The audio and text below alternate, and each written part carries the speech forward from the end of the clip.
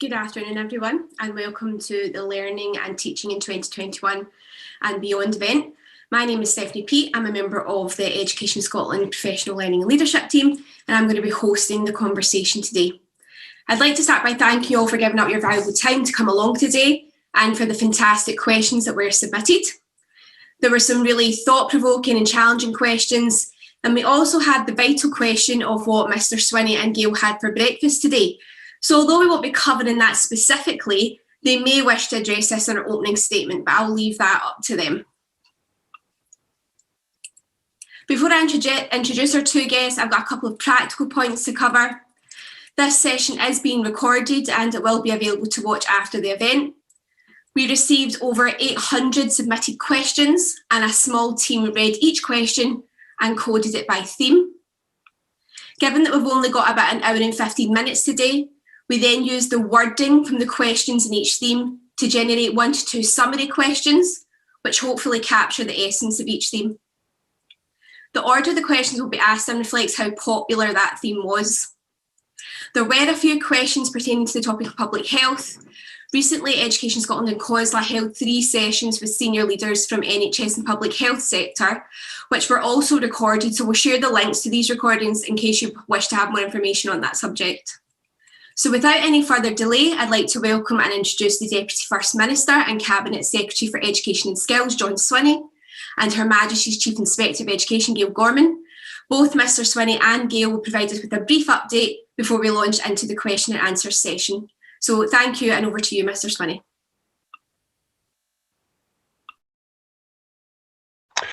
Thanks very much, Stephanie, and good afternoon, colleagues. Thank you very much for being available for this conversation this afternoon, and I look forward very much with Chief Inspector of Education to our conversation today.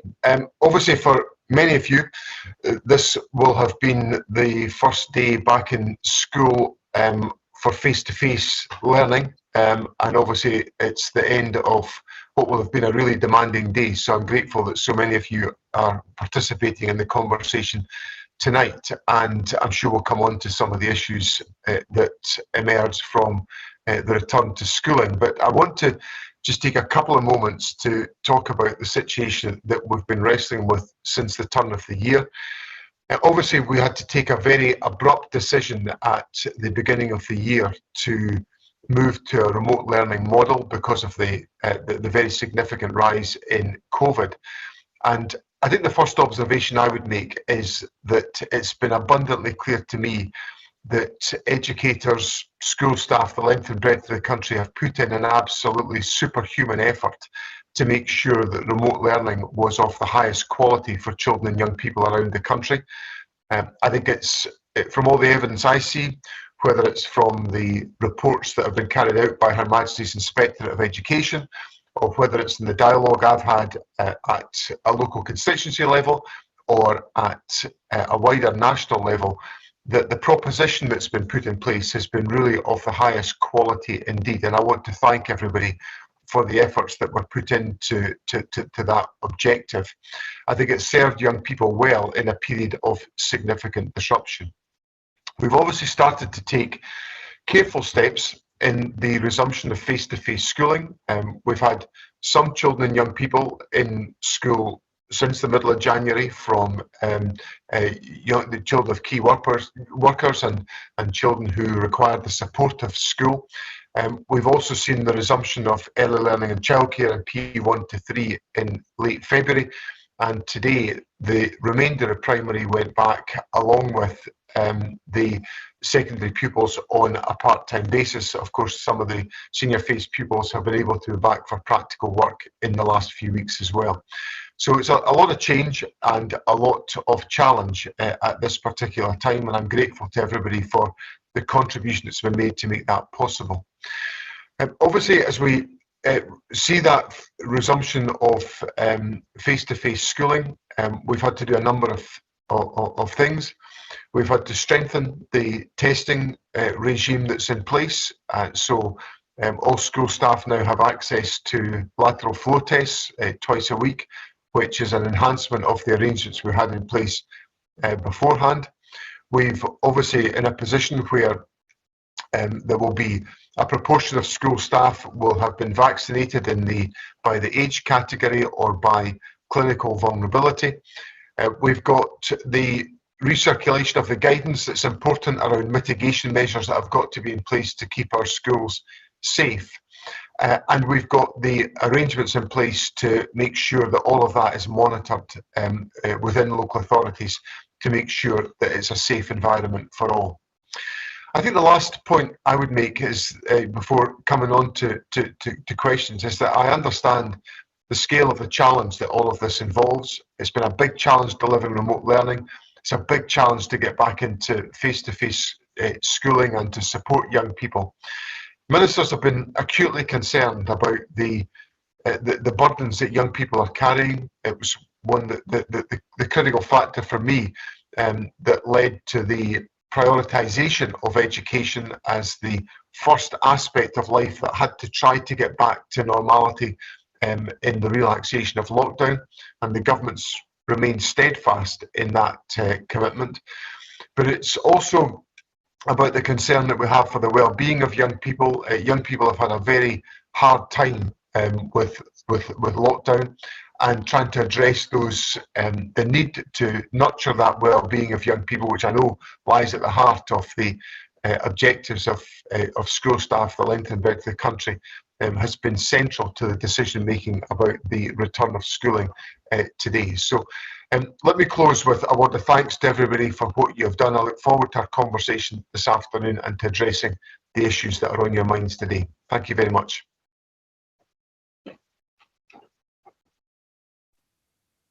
Thank you, Mr. Swinney. Gayle, would you like to come on?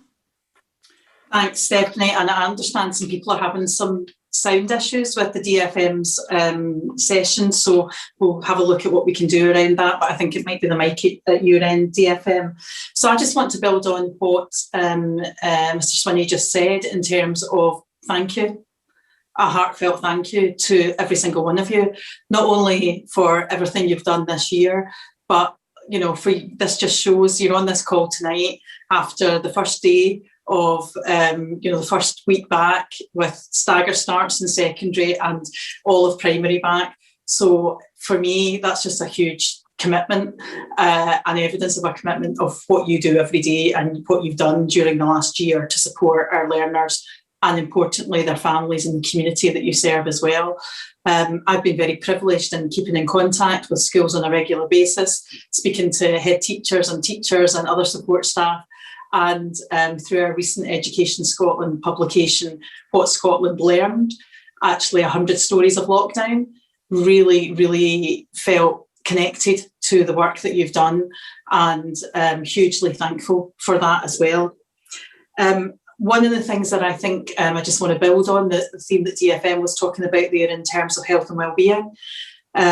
We're all very concerned and very thankful for the work that you're doing with our children and young people and your learners to support that. And that will be critical in the next few months, not just the next few days or weeks, but the next few months as we move forward to support them back into that more formal physical building of school being open. But also, I just wanted to remind you of our deep concern and support for your health and wellbeing.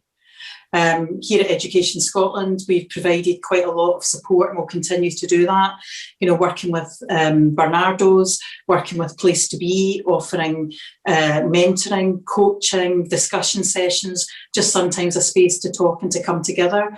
And we've got a lot more of that work going on and growing and developing, and I'd be really interested to see how you feel that's impacting on you. But I am acutely aware of the huge pressures that you have been under and continue to be under. So I'm really keen that Education Scotland continues to provide a programme to support that, and we will extend and develop that, and are doing that in partnership with RICS and local authorities as well. For me, 2020 and now 2021 has been like a year no other, and you have stepped not only up to the ask of our children and young people, but for me, one of the things that has been so impressive has been the professional learning that you've engaged with. whether that be working with DigiLearn and working out how to use different approaches on Teams, or how to do think links, or whatever the professional learning is you've engaged with, as well as looking at pedagogy and approaches to dealing with reciprocal learning, to supporting learning in and out of school, all the more important as we go forward.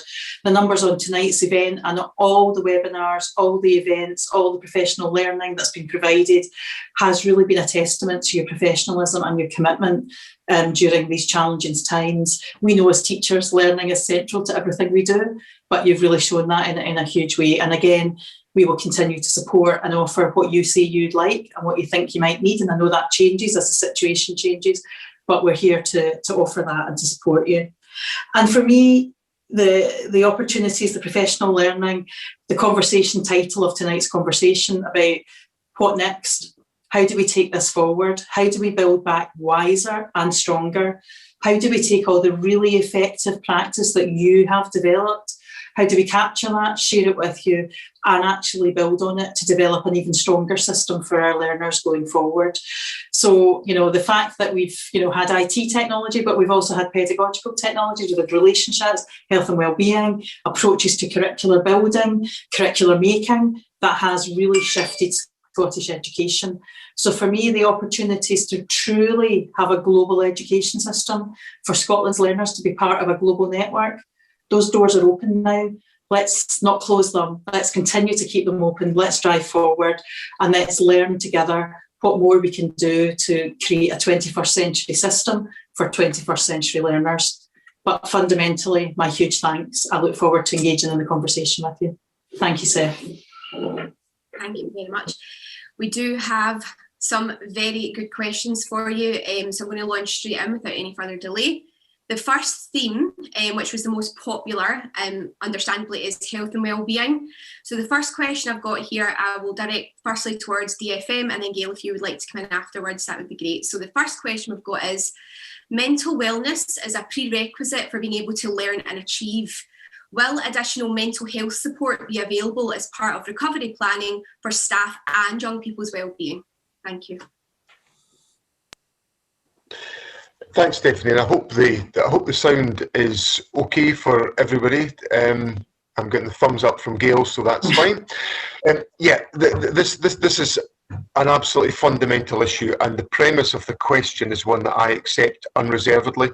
That if we want people to be able to deal with the challenges of today, then ensuring they are well supported in maintaining a healthy sense of well-being and a healthy sense of mental well-being is absolutely critical. Now, we've worked very closely with organisations such as Place to Be, and Place to Be have worked in partnership with Education Scotland to make sure that there are support arrangements in place to provide that assistance for staff, a go-to place to make sure that individuals can receive the support and the assistance that they require. I think one of the principles that we're putting into a lot of our mental health support is the earliest possible intervention and the earliest possible availability of support in all circumstances in our mental wellbeing strategies. So making sure that every school, every grouping of staff within schools are supportive of individuals, able to assist individuals in meeting their challenges, and to have some of those needs supported by external organisations such as Place to Be is a really important part of the offering that we can make to school staff. And I think if we go into this with an openness of recognising this is a very, very anxious time, and if I step outside of my education responsibilities and go into my wider governmental responsibilities, I'm acutely aware that people in all walks of life have been living a very different life for the last few months, and they've got to sort of come back out of that into a greater degree of interaction with others. And I don't think we should understate the difficulty and the challenge that represents for individuals. And that will be very apparent to members of our school staff as well, who are coming from, I suppose, being quite isolated at home and then coming into the mix and some people will thrive on that, but we should also recognise that some people will be very anxious about that, and we need to be understanding and supportive of individuals in that journey. I suppose I would just add, totally, align myself with that, but just add about we've been working with local authorities and with schools quite intensely during the last few months and a year now, and working alongside RICS and local authorities to make sure that we are supporting the resources, particularly some for young people, things like the Resilience Alphabet, Minna's Story, some of those resources, if you haven't seen them, really worth using now that we've got this integration of children back in school buildings, but also working with the educational psychology services, where we've produced bereavement support materials, sadly, for those who've had to deal with bereavement, anxiety support materials, and also a collection of resources for you as teachers yourself. So we'll continue to work very closely with local authorities, with school leaders and with professional associations. We work with them as well to provide ongoing resources and support, and importantly spaces. You've said to us, we've asked you what you want, and one of the biggest voices back to us, we just want a space that's maybe got some people to help facilitate it, where we can talk about our anxiety, our worry about ourselves, about our learners, about our families, and about how things are going to move forward. But also, I think the work that collectively SERG's doing to gather data and to publish that, so that if you have been anxious going back today, or you were back 3 weeks ago with the wee ones, that actually you're able to look at that information and see that your safety has been taken really seriously. And I know that will support your health and well-being, and know that's at the forefront of everyone involved in the process. So we'll continue to do that. We'll continue to listen and provide what you need, and we know that will change over time, but it's really important that we listen and provide that. Thank you both.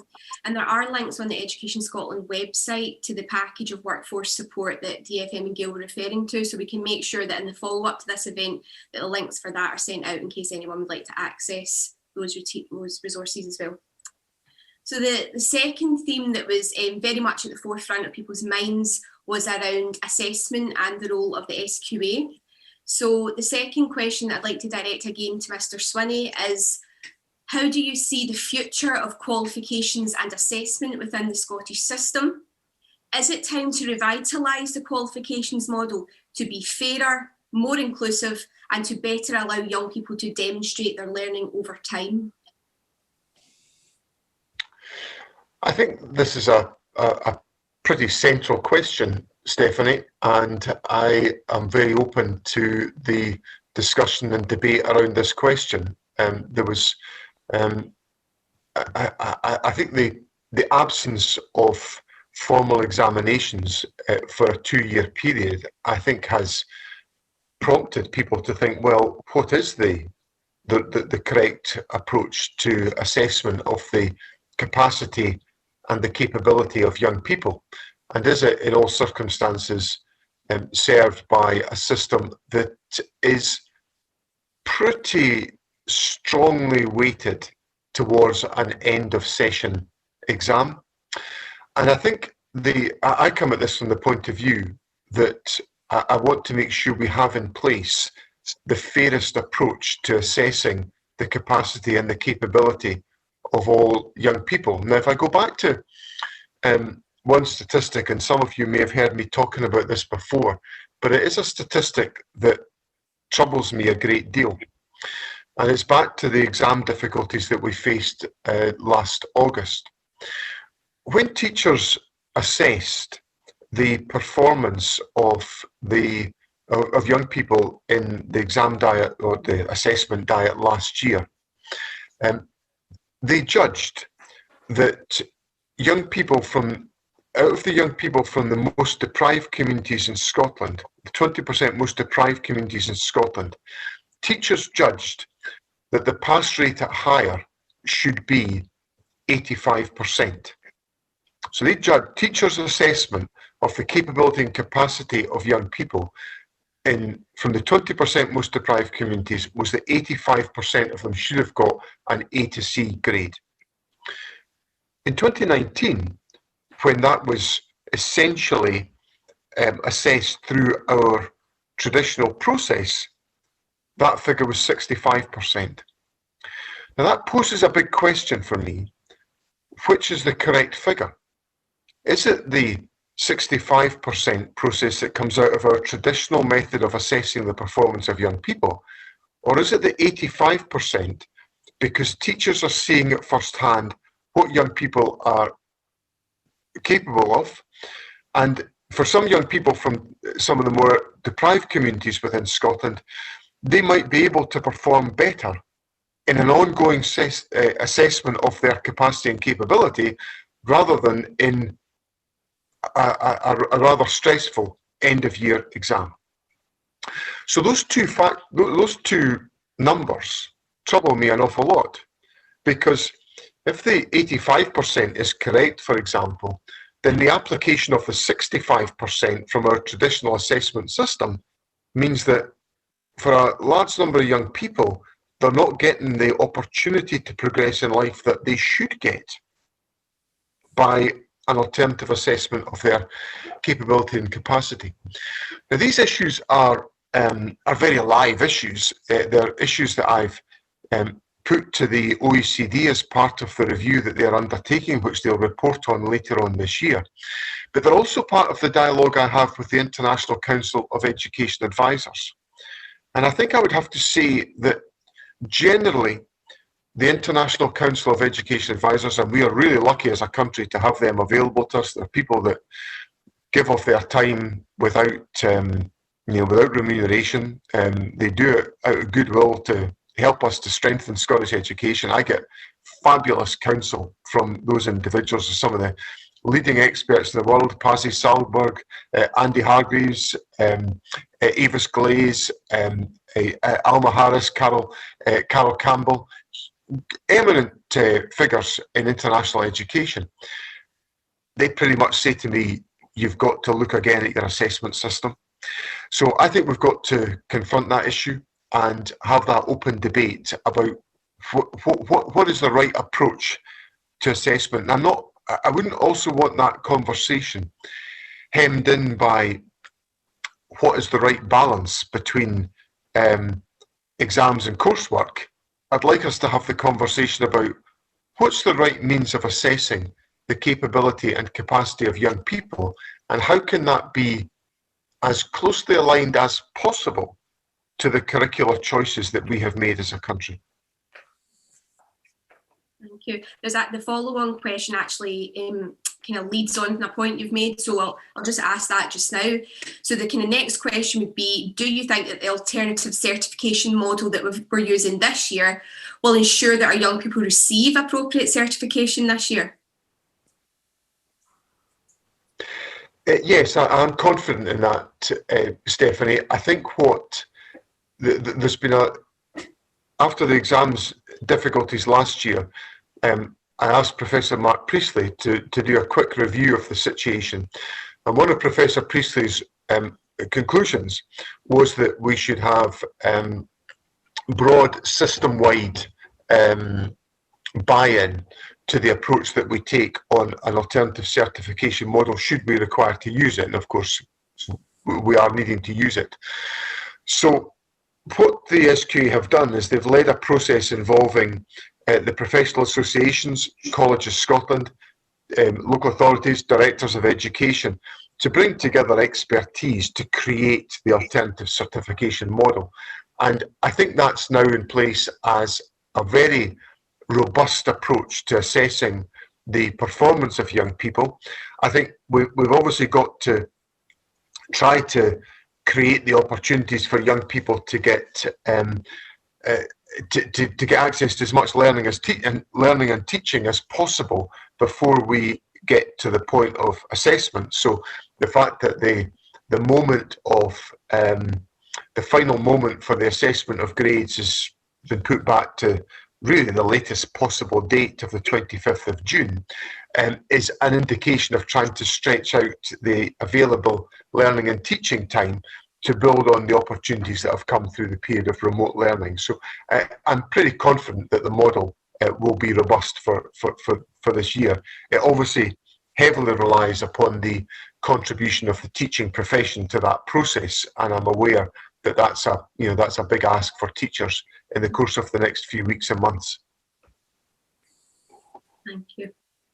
When you're speaking about the opportunities that this year is presented, the next kind of big theme that came out of that was around the digital learning and teaching that has went on in the past year. So Gayle, the next question is for yourself, and that is, what aspects of remote and blended learning do you see as being valuable to retain when moving back to in-school learning, and what opportunities and challenges, particularly in relation to workload, does this open up for the profession moving forward? So I realise that's quite a big question, so if you want me to repeat any of it, please just let me know. Thanks, Steffi. I might need you to, but if we start off with the opportunities, as I kind of said earlier briefly, I have been hugely impressed with what's happened across Scotland, and we have been involved since January in our weekly overviews of remote learning, which our HMIE have been having conversations and evidence gathering with schools and settings and practitioners, children and parents around their experiences of remote learning. And it's really clear from the evidence of that it's much better than it's ever been, that it improves week by week, and that actually the skills, experiences and opportunities it's provided have actually opened up different gateways for our young learners. So for me, some of the things that I've been the biggest advocate of, particularly ICT as an educational transformation tool for 30 years. And in the space of a year, we've taken it forward 20. So it's amazing to see. My worry is that we see it as either or. So I think that's the challenge. So I think one of the things that, and many of you, I want you just to reflect on this, you can think of a learner who maybe was a bit disengaged in school for whatever reason, and actually has really flourished during remote learning.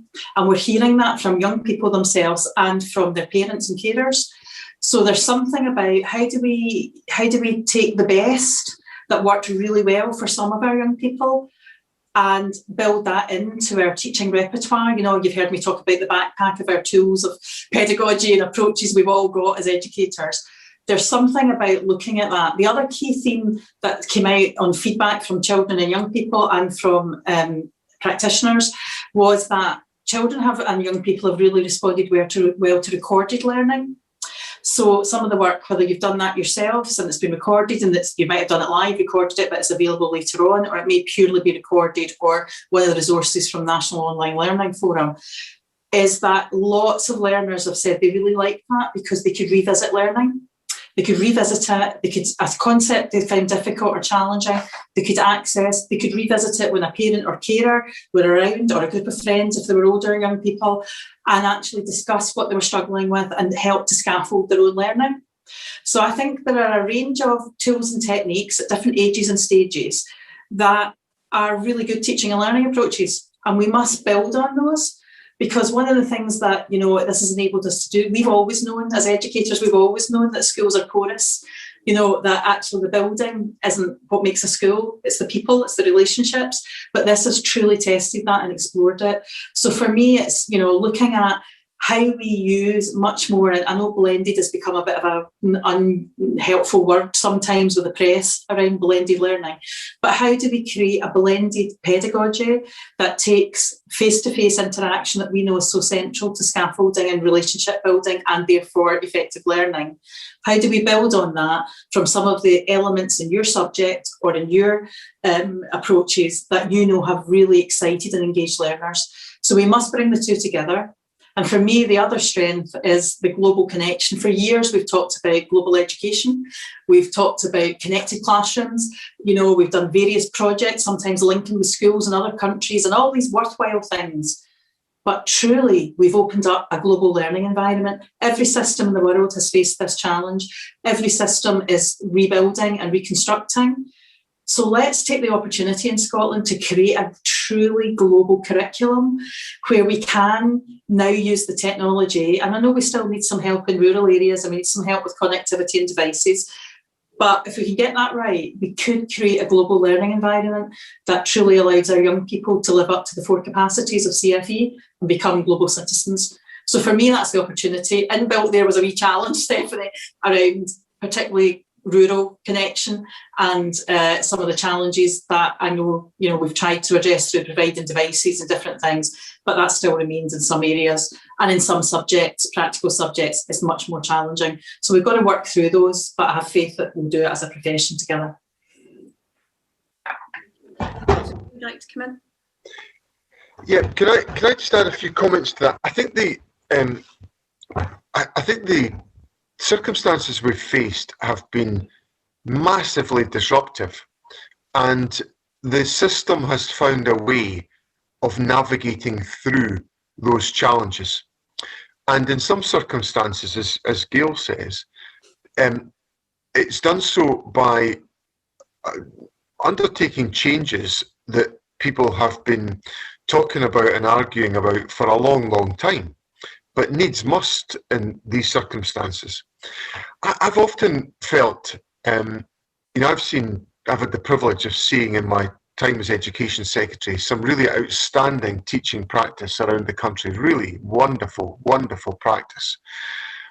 And I often walk away from it thinking, wouldn't it be good if more than the 25 or 30 children that heard that lesson could actually experience that?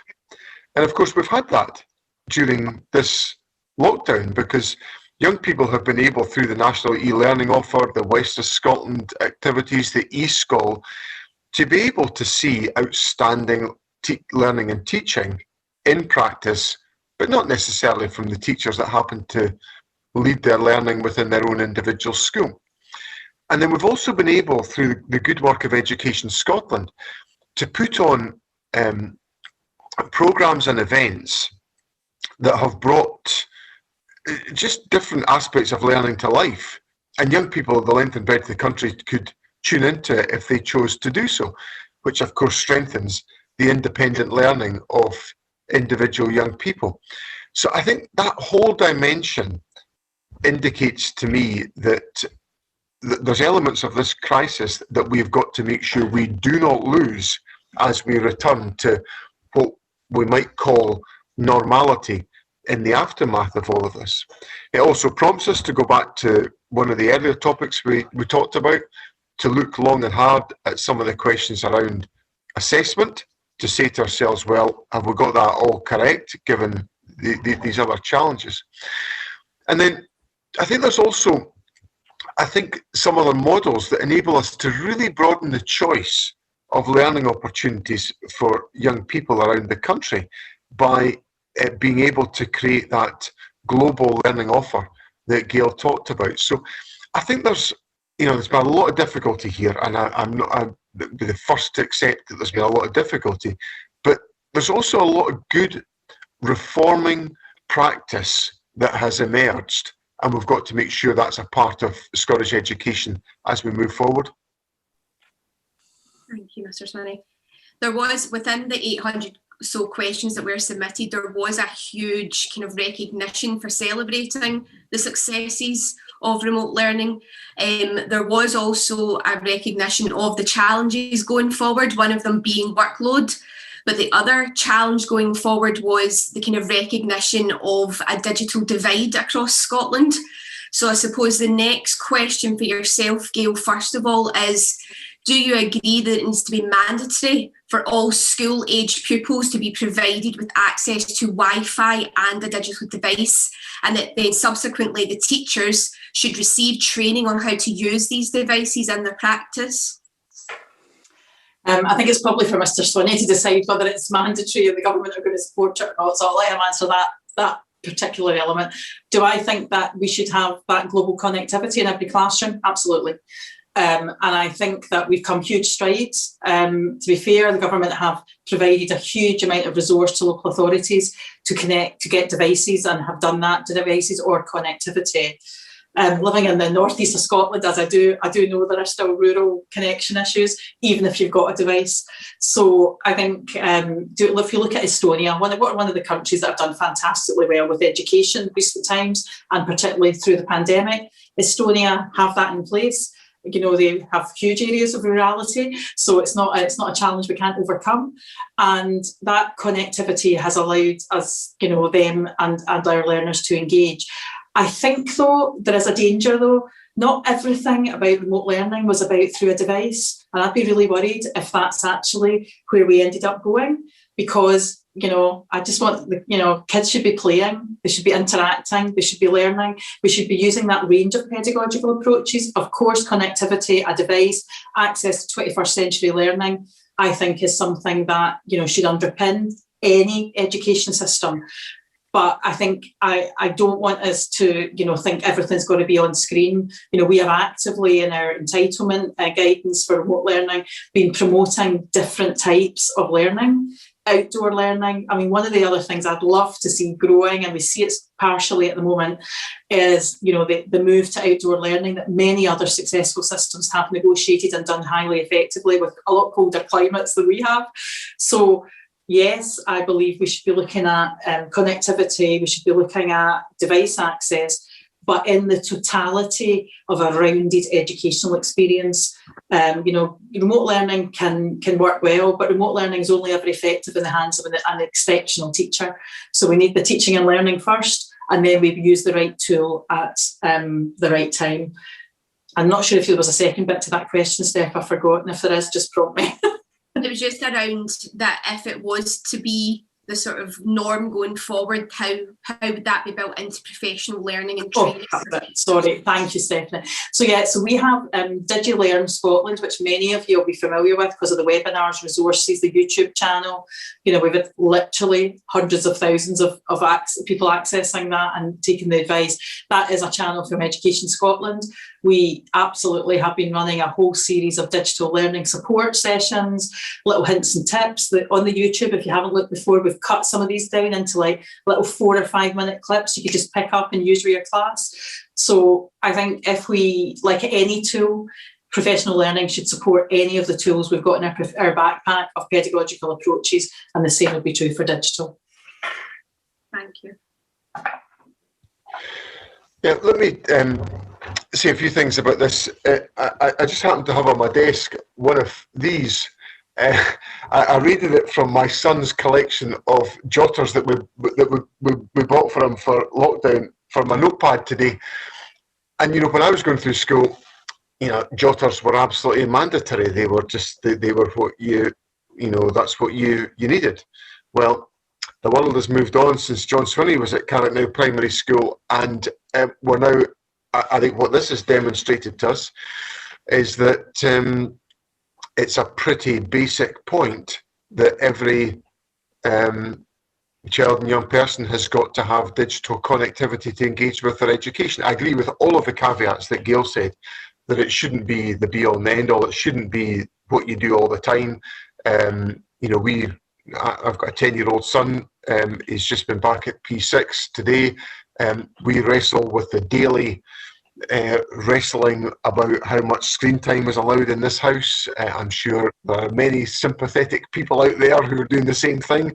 So it's not the be all and end all, but I think it's a foundation block for education now. And if you look at, you know, we've got some local authorities who've gone entirely in that direction, others who've gone part in that direction. So you've got some universal offerings that are available. Borders Council is one, where all pupils are given a device with connectivity. So I think that's a priority, and I'm giving active consideration to how do we take forward such a commitment. It's not just about providing a device, it's about connectivity, because, you know, it's got to work inside school and outside of school. So there's a lot of issues that we've got to work our way through, but fundamentally I think it's a good building block. I've been quite struck when I've gone into schools. I remember being in Inverness Royal Academy, and they've gone to devices for all, and talking to members of staff about how it had changed their pedagogy as a consequence of going down this route, how it changed their interaction with students and with parents, and had actually created much greater levels of parental engagement in learning than had been the case before. So there's I think some really important gains that can be made out of that process, but we've got to decide on the the foundations of that, and I'm very sympathetic to that agenda. I think, lastly, on the professional learning point, it's interesting. I was talking to a member of the teachers panel that advises me that a group of teachers from around the country that I meet every so often, and they give me some feedback on issues. And at the start of lockdown, one of them was really, he was in quite a luxurious position because he had put all his stuff up on the cloud a year before lockdown. So he was absolutely able to deploy that and use it and all the rest of it. He was running a consultancy service within the school from numerous colleagues who were in a hurry trying to get up to that position. So we've got to take into account the professional learning needs that go with such a major change in direction. Great, thank you both. Another sort of big theme that was at the forefront of people's thinking was the underpinning issue of equity throughout the pandemic and then going forward as well. So a question for yourself, Mr. Swinney, is what measures will we put in place to help close the widening attainment gap caused by COVID-19, especially for children who are most disadvantaged? So for the specific example, will PEF and SAC funding be continuing? Well, we've given a commitment to, first of all, on the strategic question, Stephanie, I think the biggest issue that we have to focus on is making sure that we close the attainment gap, the poverty-related attainment gap, and the challenge will have become greater as a consequence of COVID. So we've got to remain focused on that. We've given a commitment, we extended our commitment to PEF and to the Scottish Attainment Challenge until the end of the next financial year in March 2022. That's the furthest forward this government can give. We've also got an election on May the 6th. And I certainly want to be in a position to make sure that this direction of travel, which we always said would take us at least 2 parliamentary terms to complete that journey, that we're actually able to do so. So I think it obviously depends on the outcome of the election, but colleagues can be satisfied that that is in place until March 2022. And I certainly would want to be in a position to extend that to a longer timescale to make sure we can be effective in the important work of closing the poverty-related attainment gap, because the benefits of that to Scottish society as a whole will be colossal if we are successful in that mission. Thank you. I would just add, Steph, that the empowerment agenda works hand in hand with that. So the devolvement of this funding to the school, to the class teacher, to the person who knows the learner the most, will do the greatest to close that poverty-related attainment gap and equity-related attainment gap now, given what's going on with COVID.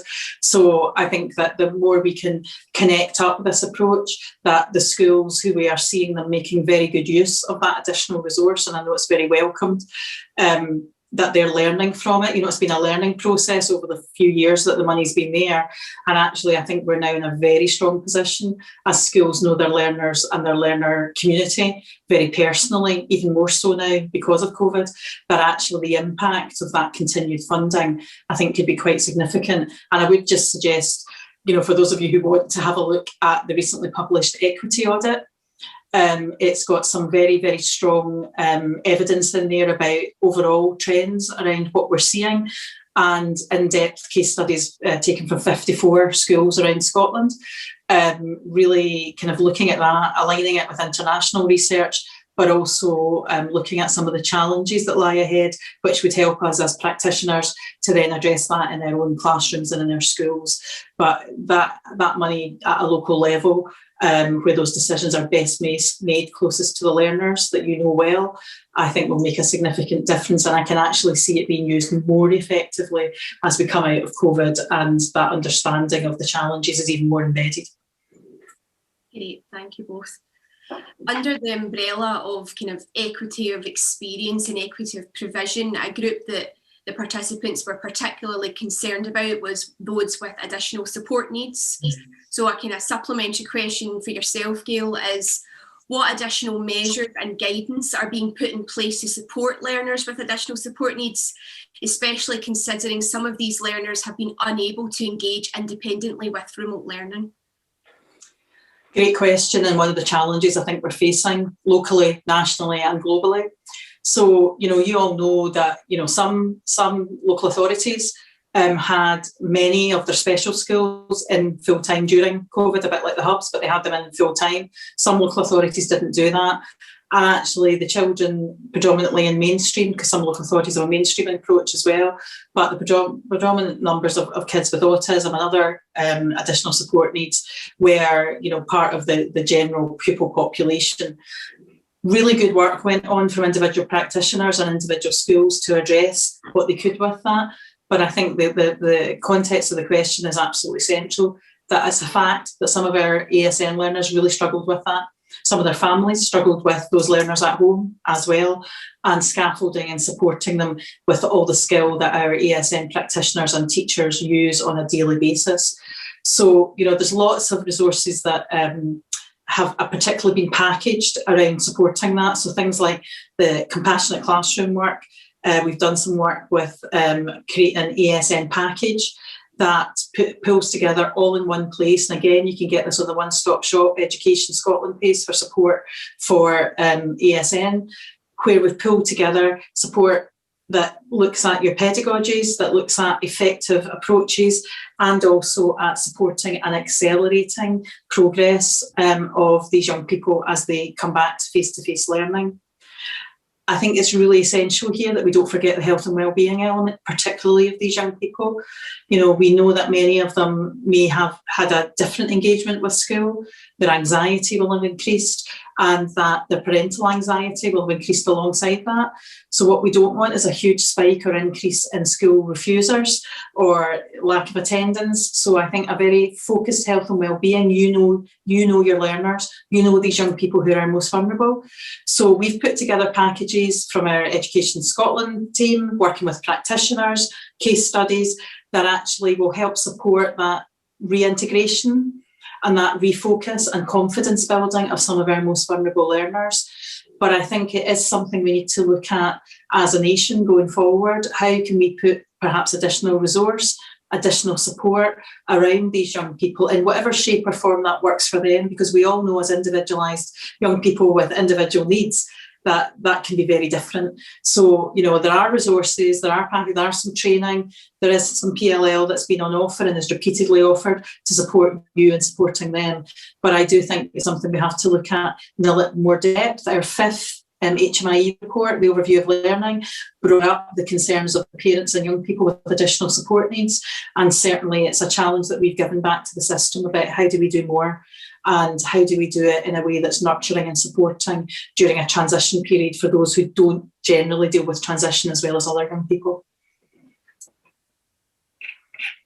Mr. Swinney, would you like to add to that, or? Yeah, if I could just add a couple of things to that, Stephanie. I think this question gets to the heart of living out the policy approach of getting it right for every child. And this is where we have to make sure that the educational settings in which young people with additional support needs are being educated are appropriate for their needs and circumstances. So trying to make sure that we get those judgments correct about those situations and that the needs of young people are met in the process is crucial. I'm conscious that also brings with it the demand for resources to make sure that support can be effectively provided in all circumstances. And that's something that we've got to look at on an ongoing basis. I think the other point I would make is that obviously we had, in the course of the pandemic, and so much has happened in the last year, we did have the review from Angela Morgan on additional support needs. And I asked Angela Morgan to look at I suppose the effectiveness of the policy arrangements we had in place. And I've generally taken the view that we've got really strong legislation in this area, but what we need to make sure is that that's felt on the ground by young people and their families. And I think what Angela's review highlighted for us was a number of areas where we need to strengthen that practice, and that's very much the focus of thinking that government is putting into, along with local authorities, because we formulated a joint response to the challenging issues that came out of Angela Morgan's review as to how national and local government will work together to make sure that's the experience of children and families about the way in which we handle the needs of young people with additional support needs. Great, thank you. Now, the next theme that was important to people was the area of curriculum. So we've done our best to condense quite a lot of strong feelings and questions into two relatively large questions. So I will say it as slowly as I can. So the first question is for yourself, Mr. Swinney. It is, I wonder if this would be a great time to ignite new thinking and be innovative with regards to Scotland's curriculum. Will you support a continued focus on core curriculum and interdisciplinary learning, allowing a decluttered curriculum rationale, or are we in danger of narrowing the curriculum in an attempt to address subject-specific gaps?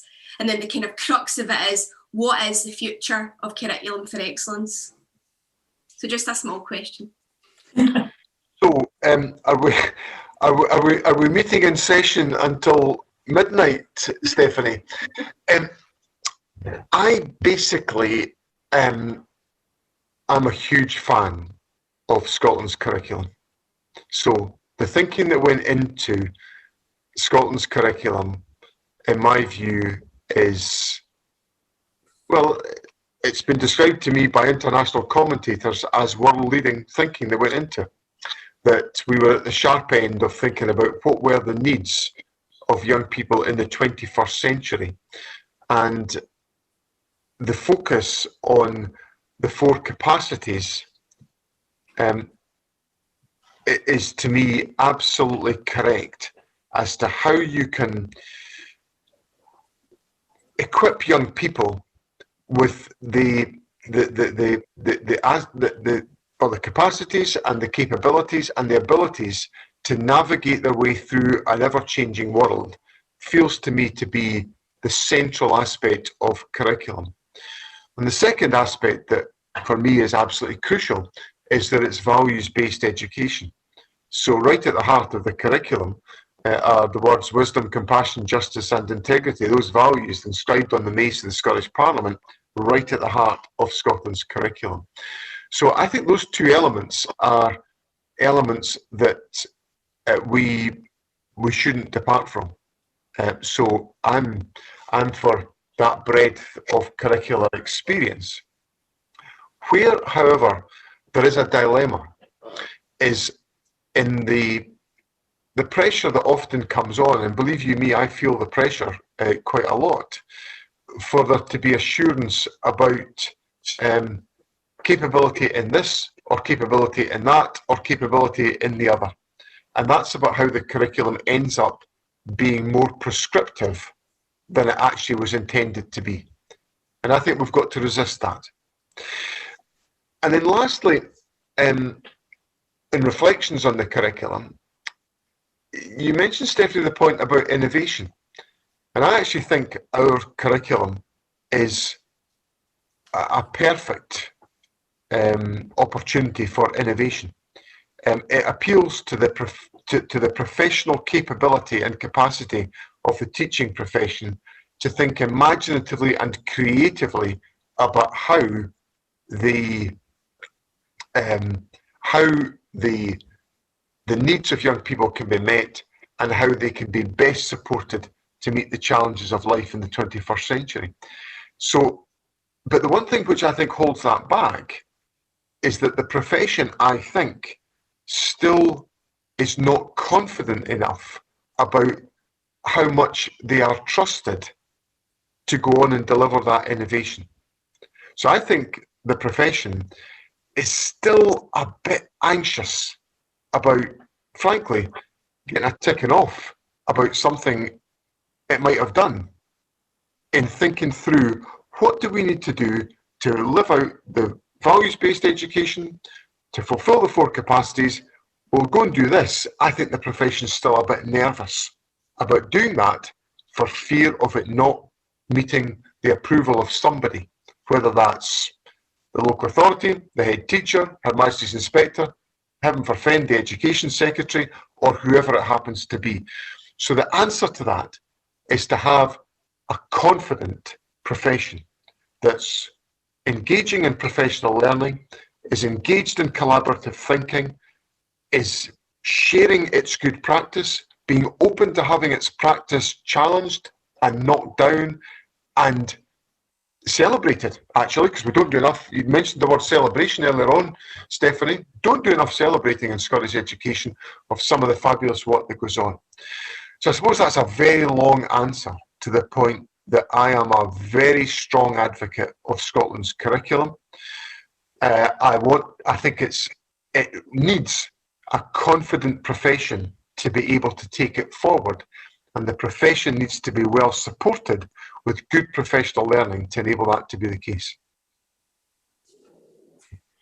I totally agree, and I think for me, one of the things I think we've got to reflect on is how our curriculum is viewed globally. And actually, it's like they say, it's nothing like a tourist when, someone when they're away from home. It's really interesting when, we are invited on a regular basis to talk about CFE in other countries, including the Scandinavian countries, where people, will look as the bright star. There's a huge amount of innovation and creativity that happens every day in your classrooms. And that, for me, is the strength of a learning system. And our curriculum allows us to do that and allows us to take its core components and to understand with our professional judgment the best direction and the best delivery and operationalisation of a curriculum. There are many curriculums, and I've had the privilege of working with some of them in various jurisdictions in the past, that are very different to that, where, it's a delivery model. And teachers are delivering it, but actually MD could, because it's very prescriptive and it's, formulaic, and, you turn the next page and you get on with it. We fundamentally have a different professional outlook on that, and rightly would balk at such an approach. I think if we think back to September 2019, which I don't know if, like me, you've lost all track of time in this year, I have. In September 2019, we had the refreshed narrative for CFE. And that, if you remember, with a little heart in the middle and the 4 quadrants, was designed and put out to start a national conversation about the approaches to CFE, particularly the role of IDL within that. And that got great traction and was really moving forward, particularly in the spring term. And of course, then, we all know what happened and COVID hit, etc. But see if we could just restart that train, looking at the refreshed narrative, looking at those expectations. If we think about, if you look at global competencies and actually what the OECD and others are saying about actually what learners need, our outcomes for our learners for 2030 and 2040, actually CFE has that inbuilt into its bricks, that actually it's not about segmented learning, it's not about, a progression on a ladder, it's actually about integration, a connectivity of core skills and a progression. Now that creates citizens of any society that are, epitomise the 4 capacities. And I think, what the reason we relaunched the refreshed narrative was that there's an awful lot of teachers who are a lot younger than us who weren't around when that was launched, who for some reason or whatever, maybe just putting that out of perspective. If we think about what our young people now, the resilience they've experienced and they need, that absolutely needs to drive us forward. And I think for me, the other element is that teachers are in control in Scotland of curriculum making, and we need you to do more of it. And nobody's going to come along, and this is Her Majesty's Chief Inspector telling you, my guys are not going to come along and tell you you're being too innovative. Okay? We want you to be innovative, we want you to create, and we want you to have that professional freedom that really creates a learning system, and as a professional network learning community, we can certainly do that as we move forward. And I think I recognise at the end of the question a right check that worries me intently. There's a lot of stuff in the press at the moment and in politics, south and north of the border, about lost learning. As educators, we know that's not really a truth in the way that it's portrayed. And I am very worried as the question that actually that becomes, a race to fill in children's heads with knowledge, which we know isn't actually what education's about. So, some catch-up programme, some quick fix out of box delivered nationally is not going to support our generation to move forward from COVID. Good quality, relationship-based, values-based education is going to do that. And we must resist that focus that will come to narrow a curriculum down to functional skills, which actually do a disservice to us as educators, but more importantly to our young people. So I am keeping a close eye on that, and I am very concerned, as I'm sure many of you are. So there have been quite a lot of discussion around early learning and childcare in the Q&A, so I'm going to move on to that question just now. So for yourself, Gayle, what consideration is the government giving to reimagining those first precious years of children's education? How do we ensure that the messages of playful pedagogies and outdoor learning continue amid a pressure to focus, and I have to do the air quotes there, focus on literacy and maths when all pupils return? Well, I think that's a very good link there, Stephanie, without even intention. I think I've just, really clearly articulated my real concern about that. If we look at the really engaging pedagogical approaches that have developed over years in early learning and childcare in Scotland, we should be really proud. We have taken the best globally, we've created it within a Scottish context, and things like This Is Me, some of the work that has been happening on our National Online Learning offer with Doug and the early years play settings, all of those elements have playful pedagogy at the heart of them, and something I fundamentally think we should be driving not only in early learning and childcare, but throughout our education system. So very strongly, we have to make sure we rebuild with that at the heart. I think that will do our youngest learners, but all learners, a great service, because actually that's what they need. I'm like, people are, we're going to have summer schools, or we're going to have, actually, let's have a summer of play. Let's have a summer of children re-engaging with their family, with their friends, with their relatives, with their local area.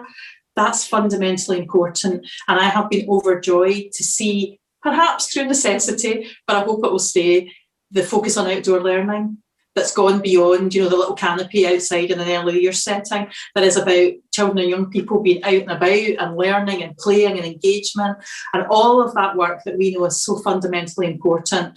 So for me, that has to be the driver, but it has to not only stay in the boundaries of early learning and childcare.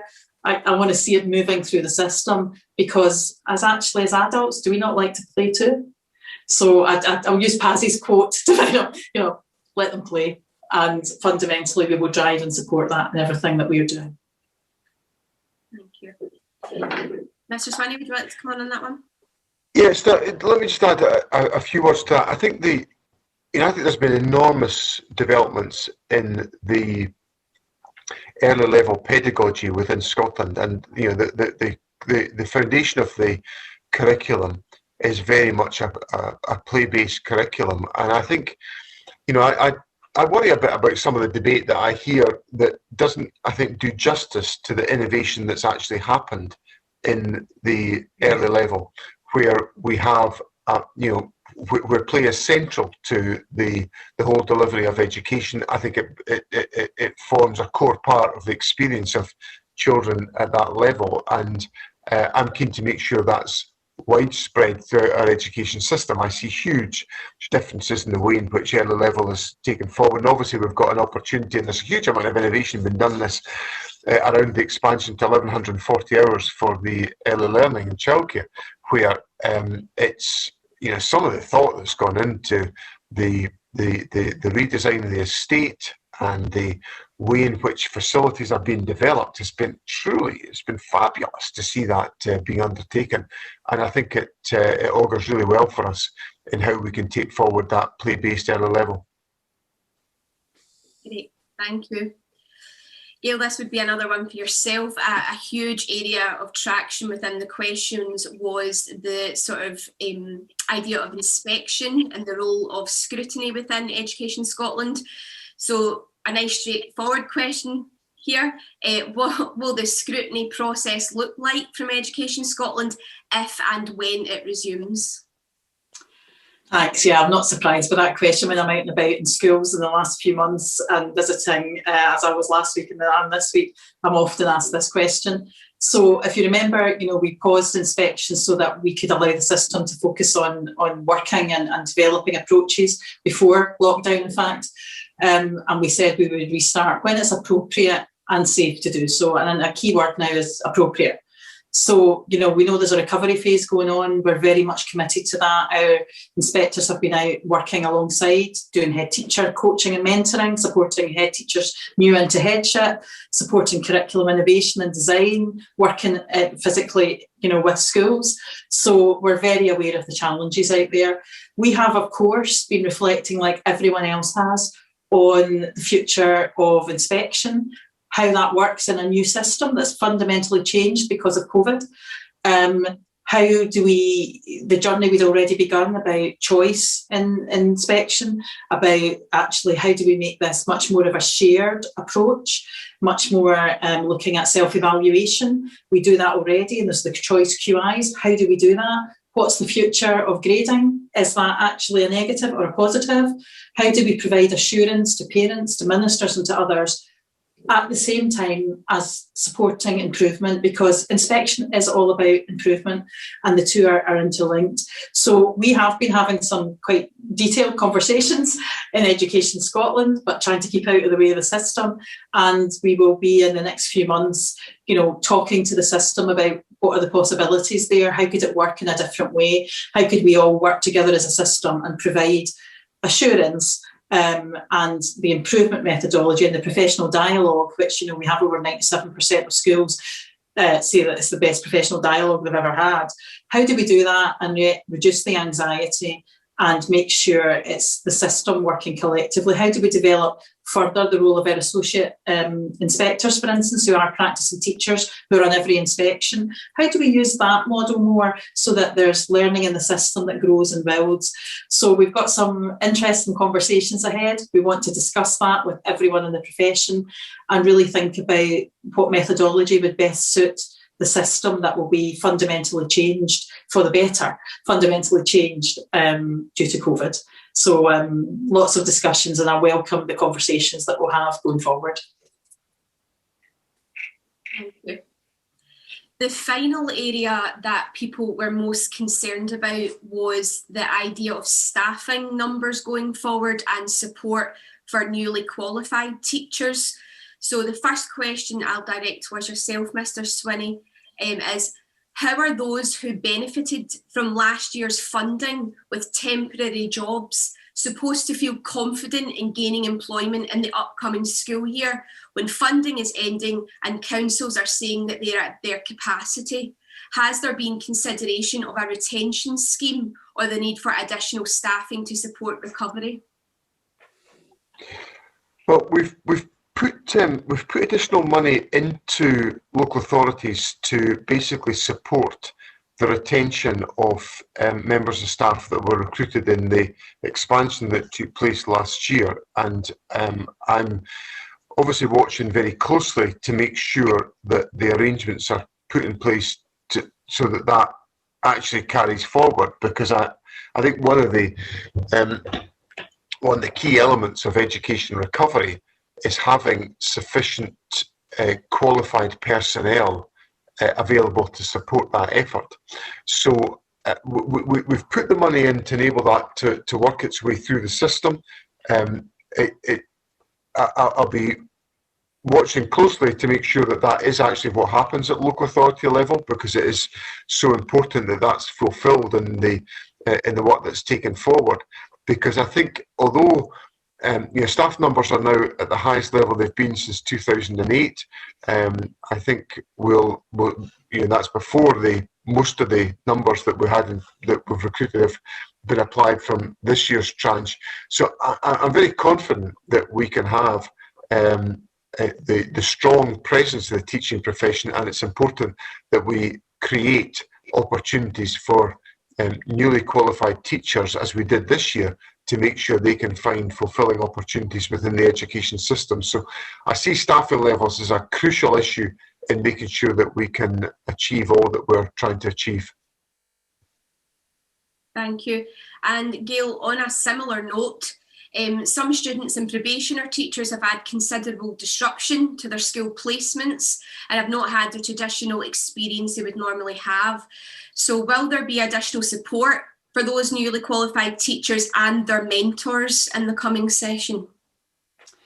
Yeah, Steph, it is recognised that there needs to be some enhanced support for probation or teachers in this next session, 21-22, and going forward. And the GTC have been working with other partners really hard at looking at developing further probation or support materials, programmes, a mapping tool for professional standards and professional induction, so that student teachers can transition into probationers, and then that probation period can be extended or supported in a different way given the challenges that they're facing. There's also the support the GTC is putting out for coaching for probationer teachers and those student teachers who are moving forward to help provide additional and different support for dealing with, a very different placement. I was in a school on Wednesday who happened to have the privilege of having 3 student teachers there, but they were talking to me about how different an experience that's been, and how they're really concerned and anxious about the gaps they may have in their own experiences and learning. So the GTC is working in partnership with everyone in the system to look at developing a transition period, further support, further professional learning and guidance, and we'll do that as well. And things like, the flexible route into teaching, probational teachers, they can access the GTC's new virtual school as well, which has additional support and resources, which I know many have done during this quite challenging time. So yeah, absolutely recognise that. It will have a knock-on effect, but there's lots of work going on to make sure we can cope with that in the system and pick up any additional work, assessment and then qualification, and deal with the knock-on effects of another round of probationer teachers coming into the system. But hopefully, that is all being worked through really quite effectively, and certainly universities and schools of education have been working in partnership with GTC on that. Great, thank you. And I suppose I can add, just because I've been working on it, the Stepping Stones programme between Education Scotland and the GTC is open to teachers in their first 1 to 4 years post probation. So that's a supported professional learning programme. You can find out more information about that on the Education Scotland website if anyone would like to inquire into that.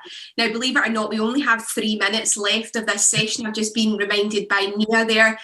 So I would just like to invite yourself and the DFM if you have any final comments before I close the session. No. Thanks, Steffi. Let me just say that just a word of thanks to everyone. I know it'll have been a very, very demanding day on top of everything else that everyone's wrestling with. So I'm grateful to everyone for taking part in the conversation tonight. I hope you found it helpful and useful, and I certainly, it's important for me to reflect on all the questions that people put to me and what is clearly on people's minds, and I will do that, and express my thanks to everyone for all that you're doing to restore face-to-face schooling for young people in challenging circumstances. So thank you very much for all that you're doing. I would just echo Mr. Swinney's thanks, but also give our thanks to you, Mr. Swinney, for giving your time again to speak to the profession and to hear from them directly. It's greatly appreciated. And many thanks to my Education Scotland team, especially Steph, for facilitating this session and next week's as well. Thanks ever so much for everything that you're doing, and I know you'll continue to stay safe and make the best opportunities for our young people. Thank you. Yeah, just on behalf of everyone, I would like to thank you both for your time and for your answers to the questions, and also to thank all the participants. Like you said, it's a very busy day for a lot of people, so I hope they found the session useful. I'm sure they will have. A short evaluation will be emailed out should anybody like to give us any feedback, and there will be another opportunity to hear from Mr. Swinney and Gayle on the 22nd of March. So if you do know any colleagues that didn't manage to get onto this session, then you can invite them to sign up on the Professional Learning and Leadership events page. However, that is all for tonight, and I hope everyone has a lovely evening, and thanks again.